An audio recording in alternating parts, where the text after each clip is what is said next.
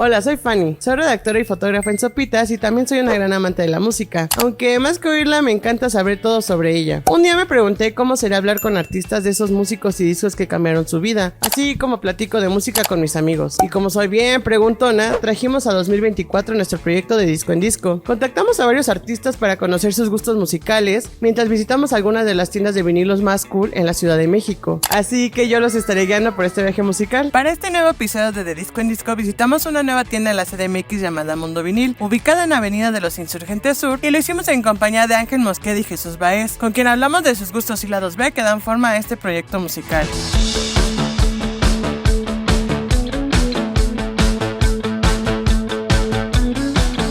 Jesús, Ángel, muchísimas gracias por estar aquí, por su tiempo.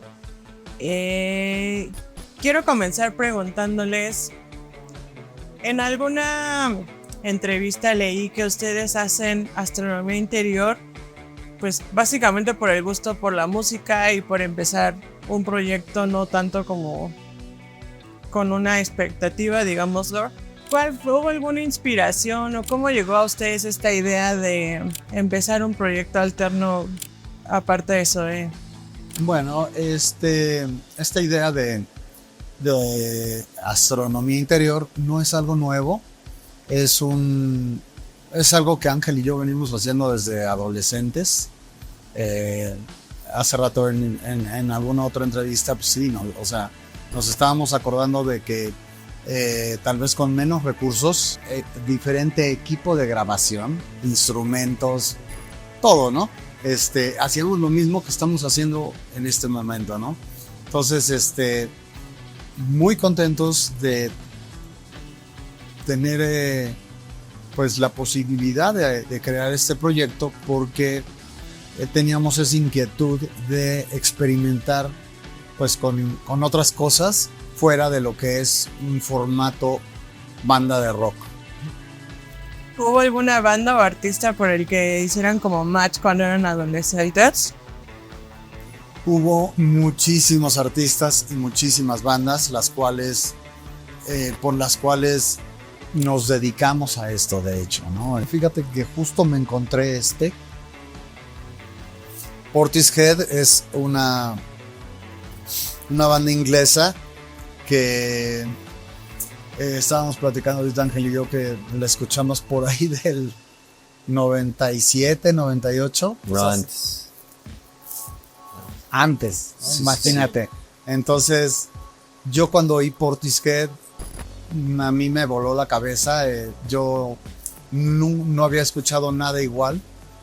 Portishead se caracteriza por usar sampleos, usaba viniles de hecho y sampleaban de ahí y con eso creaban las canciones.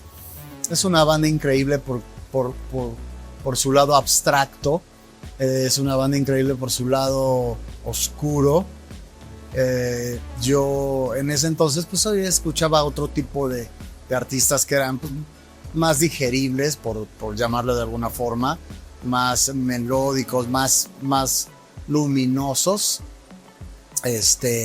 Y cuando yo oí Portishead, y bueno, en particular este disco, ya es cuando Portishead es un proyecto, una banda súper consagrada que recrea los temas que en ese entonces, de varios discos que están hechos de esta forma, ¿no?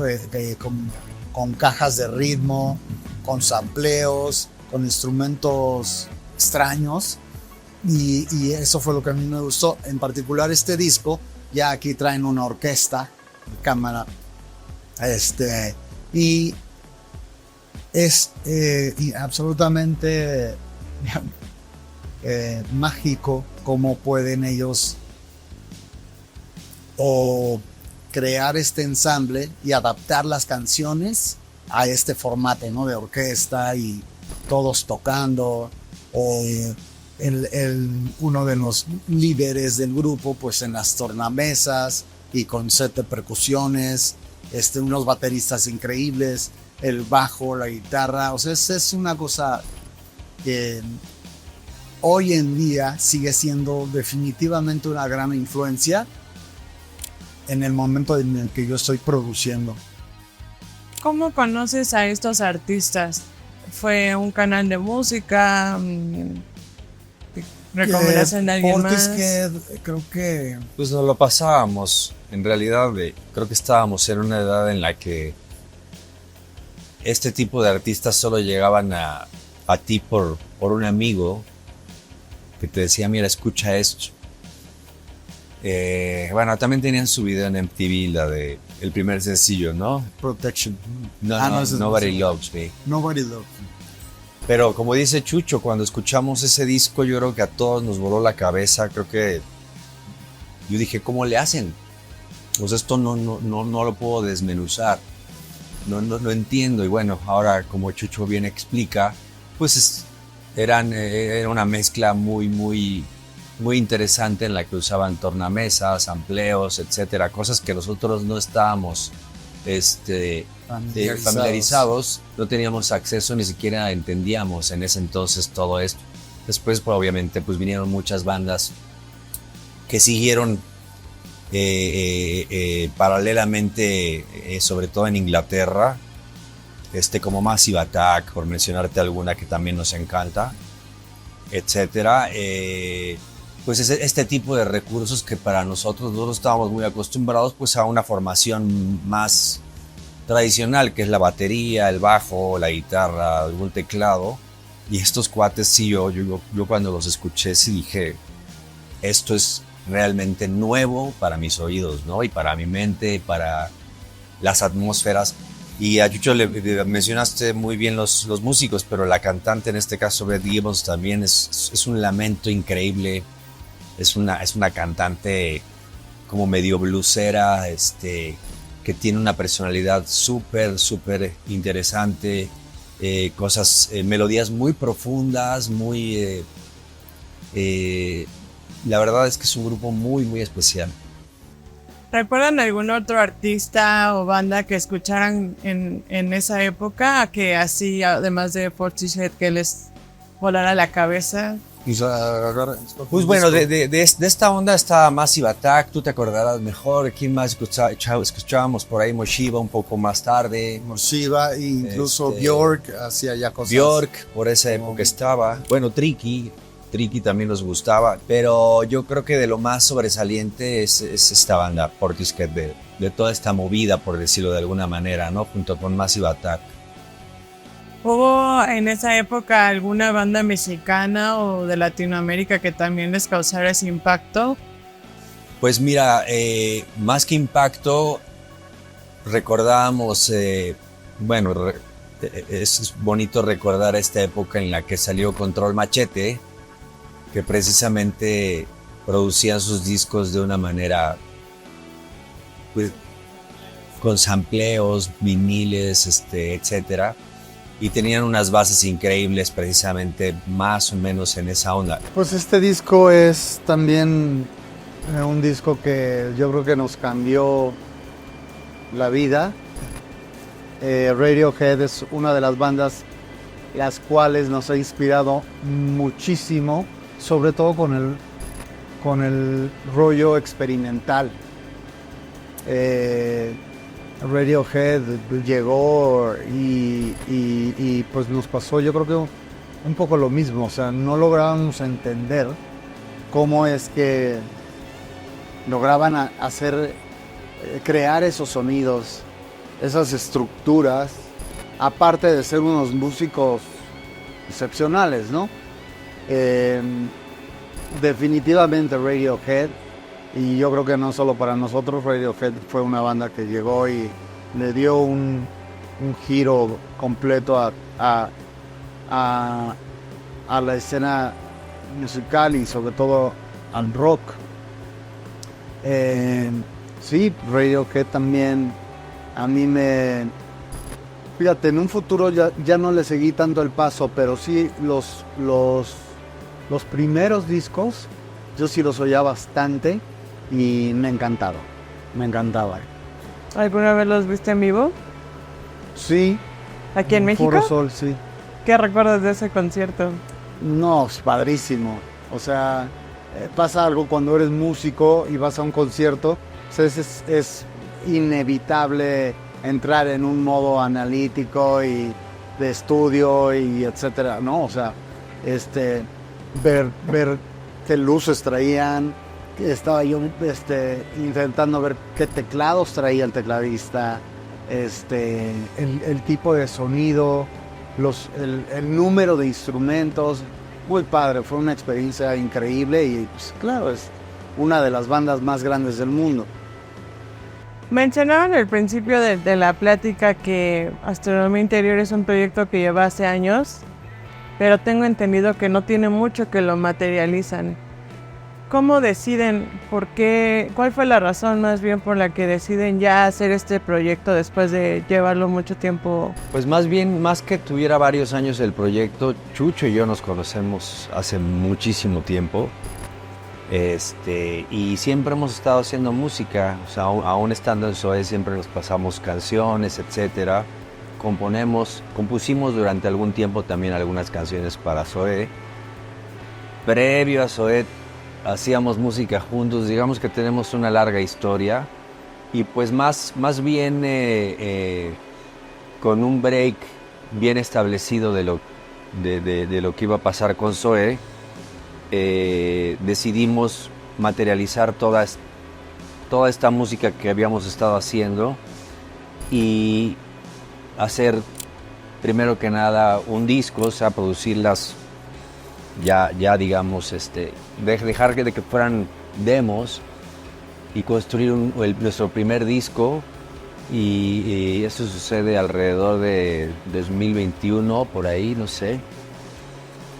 Por ahí entre pandemia, entre el break de Zoé, que tuvo mucho que ver también. Y básicamente es materializar un gusto y una actividad que veníamos haciendo hace mucho tiempo ya a manera de disco, que es muy diferente. Eso es muy diferente a andarte mandando, te repito, rolitas o ideas, a ya hacer las canciones y producirlas, mezclarlas, etc. Ahorita ya vamos por nuestro segundo disco, estamos por lanzar nuestro tercer sencillo del segundo disco y muy contentos. La verdad es que ha sido muy gratificante, muy enriquecedor este proyecto porque pues ahora que vemos estos discos, estamos haciendo muchas cosas que teníamos muchas ganas de hacer.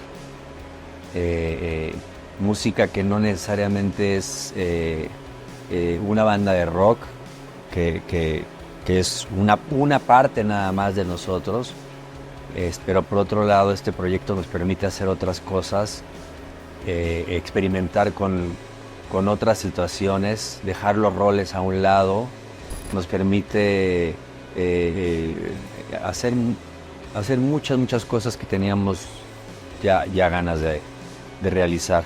De los artistas que han visto aquí discos, ¿hay alguno que haya influenciado directa o indirectamente el segundo disco que van a lanzar?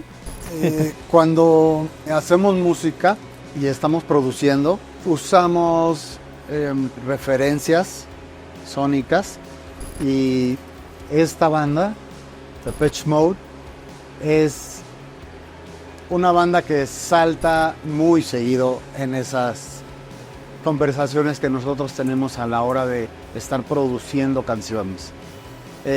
Para mí, Depeche Mode tiene los teclados más chingones que yo he escuchado, con los que más me he identificado como tecladista.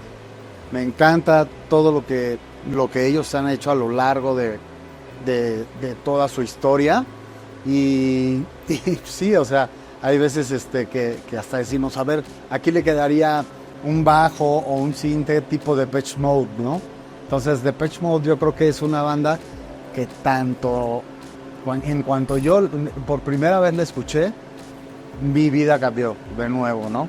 ¿Recuerdas qué canción escuchaste por primera vez de Depeche Mode? Pues así como la primera no, pero sí los primeros discos, a lo mejor fíjate, o sea, Never Let Me Down Again, yo la escuché y no lo pude creer. Personal Jesus, seguro. Personal Jesus, I Just Can't Get Enough, o sea, realmente no tengo en la memoria cuál fue mi primera canción de Depeche Mode, pero sí, sí tengo definitivamente muy claro lo que sucedió conmigo cuando escuché a esta banda, ¿no? También una banda pues oscura, en sus principios industrialosa, y sobre todo cómo ellos escogían y creaban los sonidos fue lo que, o sea, de ahí yo aprendí muchísimo, ¿no?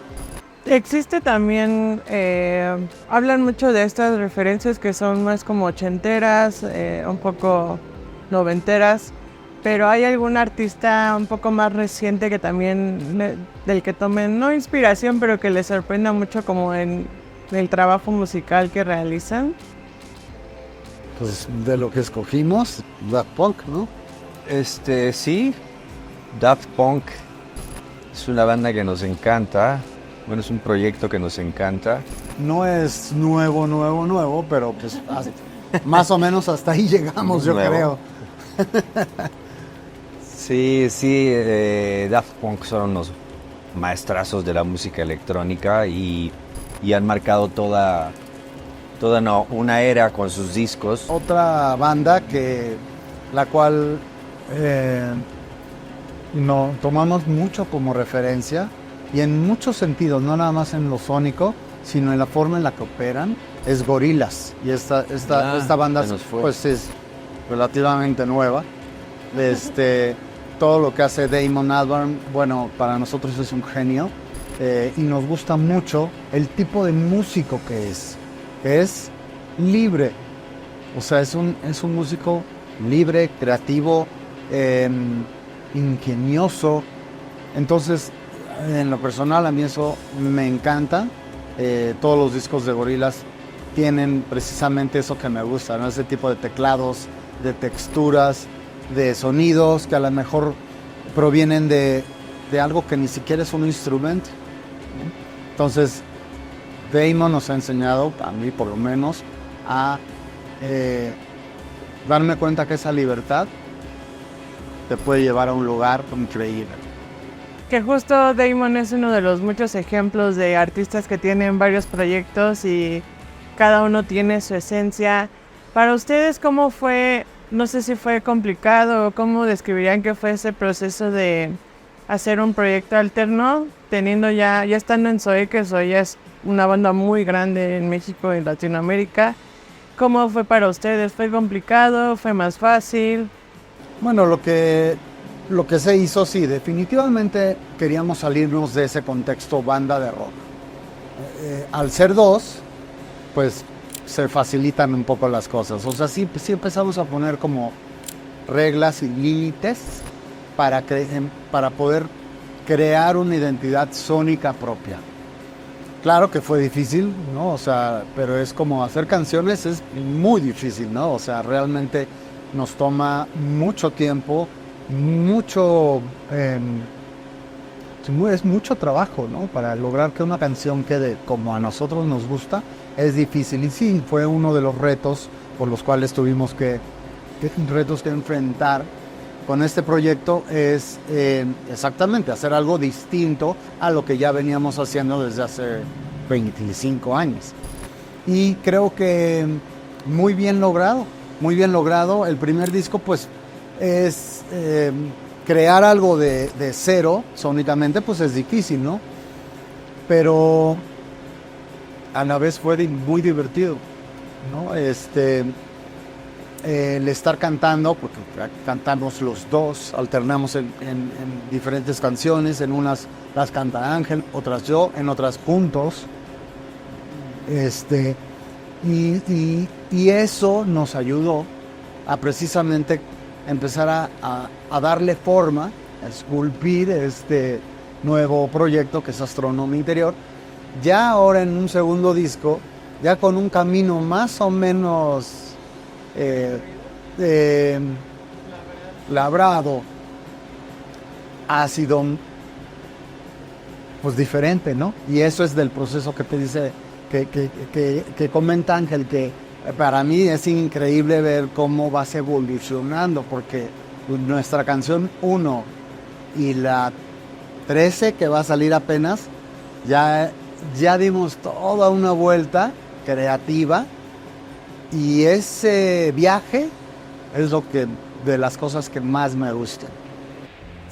¿Ha cambiado alguna, o sea, no tanto como proyecto, sino para ustedes personalmente, ha habido algún cambio en el sentido de cómo se inspiran de otros artistas, de la manera en la que componen?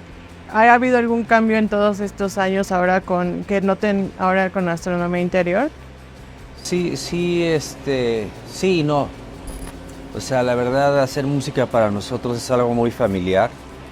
Es algo, te repito, venimos haciéndolo desde muy jóvenes, desde mucho antes de Zoé ya hacíamos canciones. Y por otro lado, pues yo creo que la diferencia máxima es el hecho de, como bien dice Chucho, que somos ahora dos.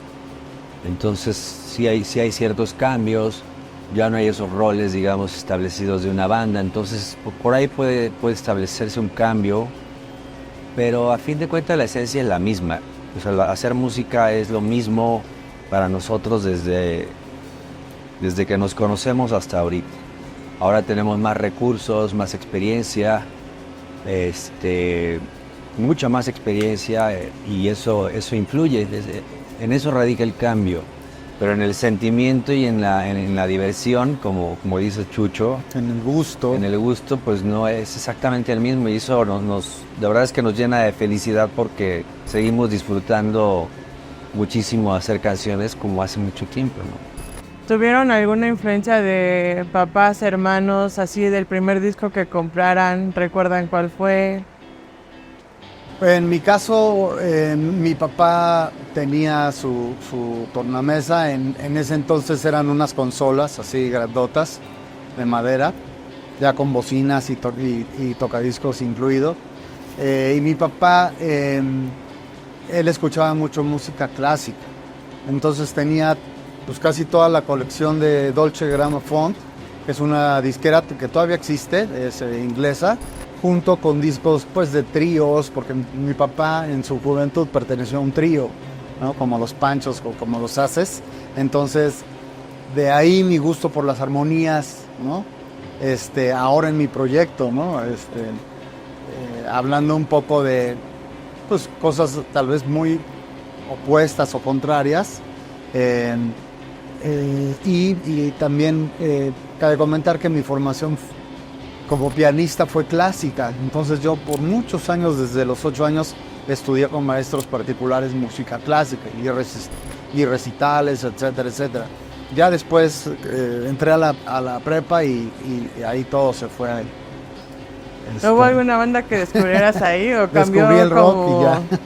¿Con qué banda lo descubriste, recuerdas? Pues sí, con The Cure, con Depeche Mode. Escuchaba mucho a los Beatles, Bob Marley, porque iba con mucha gente que vivía en Tepoztlán. Sí, o sea, aparte de lo que dice Chucho de los discos de tu padre, que yo coincido mucho, eran muchos tríos y boleros y cosas muy, muy bonitas que escuchaba mi papá, antiguas. Yo recuerdo haberme comprado el primer disco de Caifanes. Éramos adolescentes 100%, y sí, el primer disco lo tenía yo en vinil, y era una banda que me encantaba. Precisamente Caifanes, hablando de lo mexicano, es de las inspiraciones que, bueno, yo, por lo menos yo en lo personal tuve. Más de niño, aparte de los de mi padre, pues los de los Beatles por ahí estaban y los escuchábamos. Bueno, yo los escuchaba cientos de veces. Es música así que escuché mucho, mucho. No recuerdo quién de ustedes vio el bocanado de Cerati. ¿Qué impresión les dio ese disco cuando salió? Porque sé que es considerado una biblia en cuanto a música en Latinoamérica. Bueno, Soda Stereo, para empezar, fue exactamente de mis primeros vinilos que yo fui a comprar, ¿no?